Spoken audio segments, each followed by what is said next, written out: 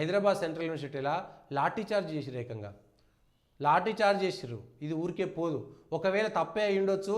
అది హైదరాబాద్ సెంట్రల్ యూనివర్సిటీకి సంబంధం లేదు. లాఠీ చార్జ్ చేస్తున్నారు ప్రొఫెసర్ల మీద, విద్యార్థుల మీద.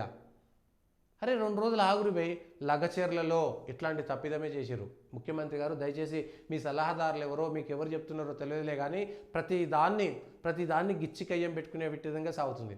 ప్రతిపక్షాలు సహజంగా ఇట్లా చేస్తే అని ఎక్స్పెక్ట్ చేయకపోవడం మీ తప్పు. మీ ఇంటెలిజెన్స్ నివేదిక సరిగ్గా లేకపోవడం తప్పు. మీ రాజకీయ అవగాహన అంచనా వేయడంలో మీరు వైఫల్యం చెందుతున్నారు. మీరు ఏ పని చేసినా దానికి సంబంధించినటువంటి మంచి చెడులు ఆలోచన చేయాలి. గుడ్డిగా గుడ్డెద్దు చేనులో పోయినట్టుగా ఎట్లా పడితే అట్లా పోతే ముంగట బావి ఉంటుంది, అందులో బావిలో పడుతుంది. గుడ్డెద్దు చేనులో పోతే చేను ఉందనుకుని పచ్చగా ఉంది, నోటికి తగిలిన సేపు మంచిగా ఉంటుంది. మధ్యలో ఏదో బొంద ఉంటే బావి ఉంటే బావిలో పడుతుందా లేవరాదు. మళ్ళా గుడ్డెద్దు చేనులో పడ్డట్టు ఎటు పోతారు? అందులో ఒరిపిలు ఉంటుంది, మంచి ఉంటుంది, చెడు ఉంటుంది, ఏమో ఉంటాయి. మీరు అది అంచనా వేయడంలో వైఫల్యం చెందుతుంది కాంగ్రెస్ ప్రభుత్వం.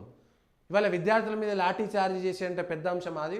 ఎస్, విద్యార్థులు చెప్తున్నారు అది మా భూమి అంటున్నారు. అది వాళ్ళ హక్కు, మాట్లాడేటువంటి హక్కు. అది మాదని చెప్తున్నారు. వాళ్ళది కాదని చెప్పి నచ్చజెప్పేటువంటి ప్రయత్నం ఎందుకు ఇవాళ ప్రభుత్వం వైఫల్యం చెందుతుందో ఒకసారి అర్థం చేసుకోండి. ఆ కేసీఆర్ అమ్ముకుంటే ఏం చేసి, కేసీఆర్ దొంగతనం చేసిండు, లంగతనం చేసిండు కాబట్టి ప్రజలు నీకు అప్పచెప్పారు. నువ్వు అదే లంగతనం చేస్తా అంటే ఎట్లా నడుస్తుందండి కదా? ఆయన అమ్ముకున్నాడు భూములు కాబట్టే కేసీఆర్ అమ్ముకుంటాడు, తెలంగాణ అమ్ముక తింటాడనే కాంగ్రెస్కి ఇచ్చిన. మీరు కూడా కేసీఆర్ అమ్ముకుంటే మీరు తిట్టలే కానీ మేము అమ్ముకుంటే తిడతారంటే ఏమన్నట్టు లెక్క? ప్రజలు ఓట్లు వేసారు, మళ్ళీ 5 ఏళ్ళ దాకా మిమ్మల్ని భరించాలన్నట్టు లెక్క. ప్రజలు హైదరాబాద్ సెంట్రల్ యూనివర్సిటీ పిల్లల మీద మీరు ఎందుకు ఇవాళ పోలీసుల ప్రయోగం చేస్తున్నారు? సేమ్ మళ్ళీ ఇదే కాంగ్రెస్ నష్టపోతుంది. ఇదేదో మసిపూసి మారేడుగాయ చేసి రేపు పొద్దుగాల ఎలక్షన్లకు పోతుందని కాదు. ఇవన్నీ లెక్కలోకి వస్తాయి.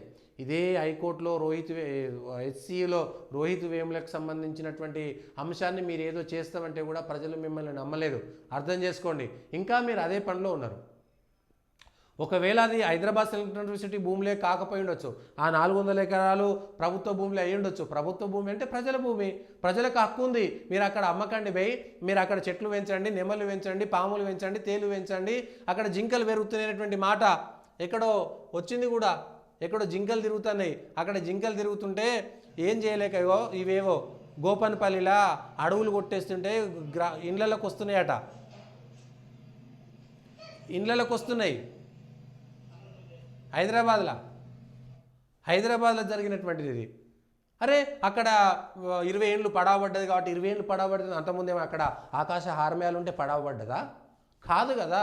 ఒక పరిశ్రమ ఉంటే మూతబడి చేస్తేనేమో ఆల్రెడీ పరిశ్రమ అవి అప్పుడైనా భూములే, ఇప్పుడైనా భూములే.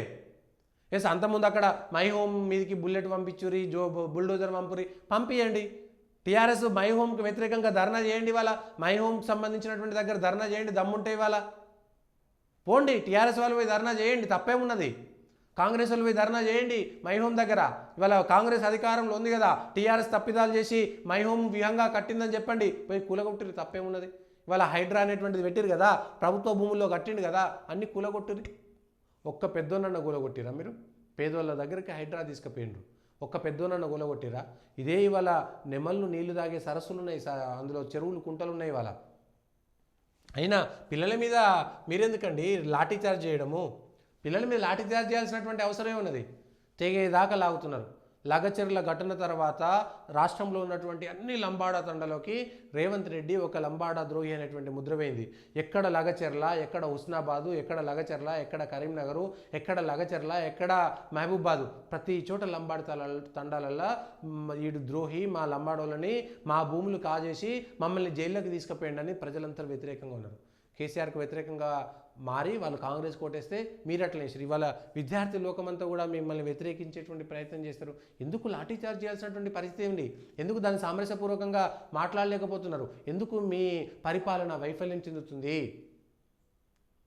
ఎక్కడో ఫెయిల్ ఉంది, ఎక్కడో తేడా ఉంది. దాన్ని పసిగట్టడంలో ముఖ్యమంత్రి గారికి వేరే పనులన్నీ పెట్టేసి ఇవన్నీ వదిలేస్తున్నారు. దయచేసి రేవంత్ రెడ్డి గారు దయచేసి ఈ విషయాలన్నిటిలో కూడా అనుభవం తెచ్చుకొని, అనుభవం ఉన్నటువంటి వాళ్ళని పెట్టుకొని ముందస్తుగా పలానా ఈ నిర్ణయం తీసుకుంటే ఇది జరగవచ్చు అనేటువంటి ఒక అంచనా లేకుండా మీరు ముందుకెళ్తున్నారు. మిమ్మల్ని ఎవరో తప్పుదో పట్టిస్తున్నారు. ఇవాళ సమసిపోయింది అనుకోవచ్చు, రేపు పొద్దుగాల కోట్ల దారుణం ఇంకో దారుణం ఇది మాదే అని చెప్పుకోవచ్చు, మీరు ఇంకేదైనా చేస్తుండవచ్చు. కానీ చేసే విధానంలో ఎక్కడో తేడా ఉన్నది. రేపు పొద్దుగాల ఎన్నికల నాటికి ప్రతిదీ ఒకదాని మీద ఒకటి ఇటుక పేర్చినట్టుగా మీ వైఫల్యాలన్నిటిపైన ప్రజల్లో వ్యతిరేకత రావడం మాత్రం ఖాయం. ఇప్పటికే గ్రామాలలో విపరీతమైన వ్యతిరేకత వచ్చింది. మీరు వేల కోట్ల రూపాయలు ఇచ్చినటువంటి రుణమాఫీ వల్ల మీకు నష్టమే జరిగింది. రైతు భరోసా మీకు ఎక్కడ లాభం జరగలే. ఎవ్వరు రుణమాఫీ తీసుకున్న వాళ్ళు కూడా వాళ్ళు సంతృప్తిగా లేరు గ్రామాలల్లో. ఈయన వచ్చిండు కరువు వచ్చిండు అనేటువంటి పేరు వచ్చింది అనవసరంగా. ఇవన్నిటినీ మీరు తీసుకోవడంలో వైఫల్యం చెందుతున్నారు. దయచేసి ఒక మిత్రుడిగా సలహాగా మాత్రమే స్వీకరించండి. మిమ్మల్ని విమర్శ చేయాలనేటువంటి మాట కూడా కాదు. మనకున్న పరిచయం కొద్దీ ఒక సలహాగా తీసుకోండి దయచేసి. ఎందుకు ఇవన్నీ చేస్తున్నారు అనేటువంటి విషయం పైన చేయాల్సినటువంటి అవసరం ఉంది. అది చంద్రబాబు నాయుడు బిల్లీరావుకి ఇచ్చిండా, లేకపోతే కేసీఆర్ బిల్లీరావుకి ఇచ్చిండా, లేకపోతే ఎవరికి ఇచ్చిర్రు ఏంటి అనేటువంటి విషయం తెలియదు. ప్రతి అంశం మీ మెడకు చుట్టుకుంటుంది.